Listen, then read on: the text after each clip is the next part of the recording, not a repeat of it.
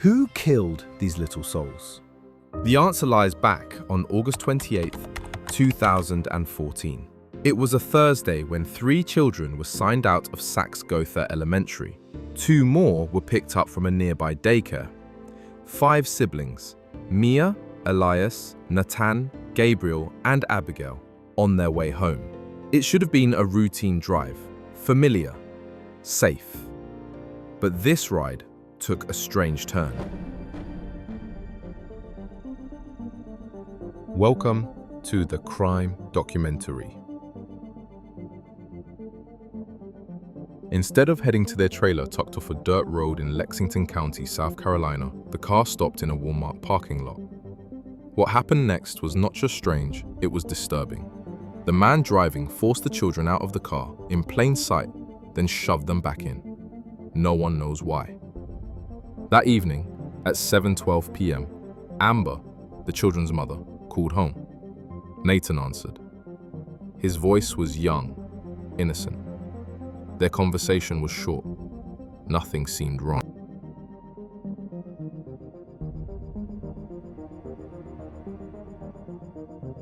She didn't know it would be the last time she'd ever hear her son's voice. After that, no more calls, no return messages, no contact. Between that moment and midnight, 5 children vanished. On September 1st, the same man was spotted at a Dunkin' Donuts in Spartanburg. On September 3rd, he walked through the aisles of a Walmart in West Columbia buying saws, plastic bins, and bottles of muriatic acid. The receipts would later reveal everything. Meanwhile, the children were marked absent. Friday, Monday, Tuesday, no one saw them again. That same day, Amber called authorities. Her children missed a visit. Her gut twisted. Something was wrong. But no action was taken. Not yet. It wasn't until September 9th, nearly 2 weeks later, that the world learned the children were missing. But by then, it was far too late. The children's bodies had already been found, mutilated, unrecognizable. Only DNA confirmed who they were. Their killer, their own father, Timothy Jones Jr. Before the name Timothy Jones Jr. became synonymous with horror, he was just a boy, born in 1981 to 2 deeply troubled parents. His mother, Cindy, was 16 when she gave birth. She was unstable, violent, and many believed mentally ill. She fed baby Timothy laxatives. She vanished from his life before he turned 2.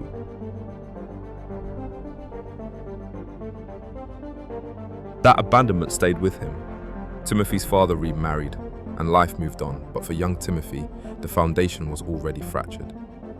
By age 20, he was arrested for cocaine possession, check forgery, and car theft.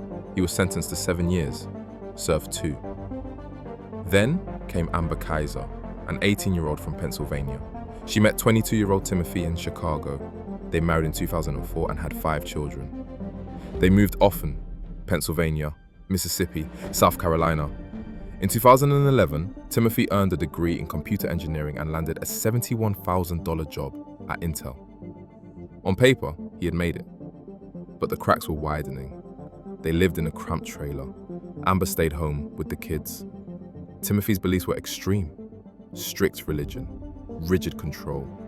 He believed women should be silent, children should be obedient. He once spoke of wanting a farm full of children, not to love, but to dominate. When police searched his home after the murders, they found religious texts highlighting punishment and obedience. From the outside, they looked like a normal family. Inside, it was a prison. By May 2012, the marriage was crumbling. Amber left for 2 weeks. When she returned, Timothy claimed she had cheated with a 19-year-old neighbor. To Timothy, it was betrayal and humiliation.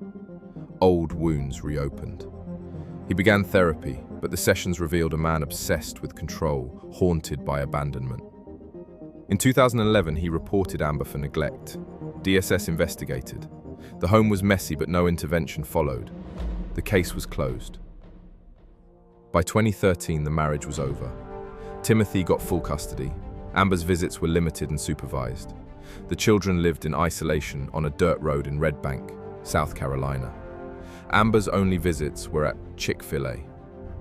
Twice in 2014, DSS investigated Timothy for abuse, first for excessive punishment, forcing exercises, then, more alarming, beatings, bruises, starvation, and hiding the children from school.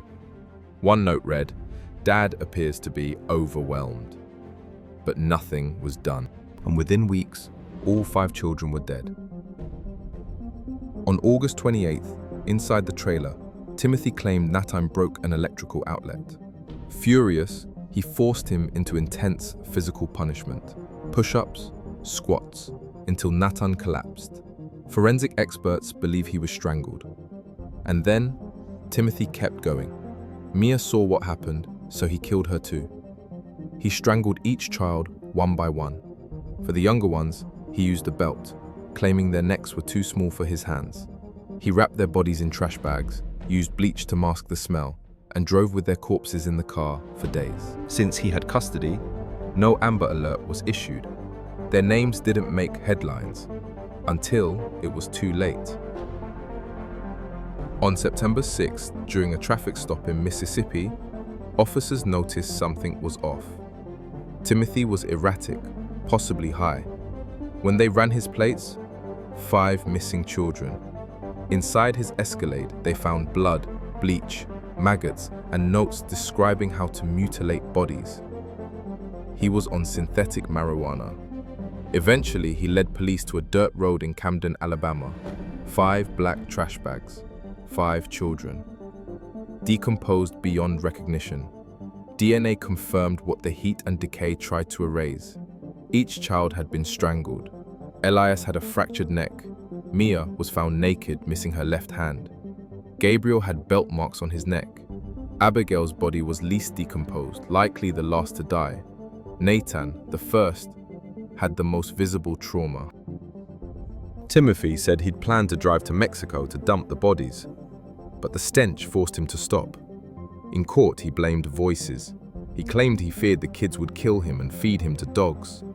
He blamed demons. He blamed a demonic gremlin. He cried. He said it just happened. But investigators found notes, plans, Walmart receipts, acid, saws. This wasn't spontaneous. A prison guard testified that Jones once said, "I choked her until she turned purple," referring to his daughter. Another recalled him saying Natan was only messing with a light socket when he strangled him. Psychiatrists diagnosed Jones not with schizophrenia but with a drug-induced psychotic disorder, and through it all, Timothy Jones Jr. never denied the killings. In his taped confession, he calmly said he murdered all 5 of his children. On June 4, 2019, the jury found him guilty. On June 13, they sentenced him to death. Timothy Jones Jr. now waits on death row, his name forever etched into the darkest corners of South Carolina's criminal history. A father, a killer, and 5 beautiful children who never had a chance.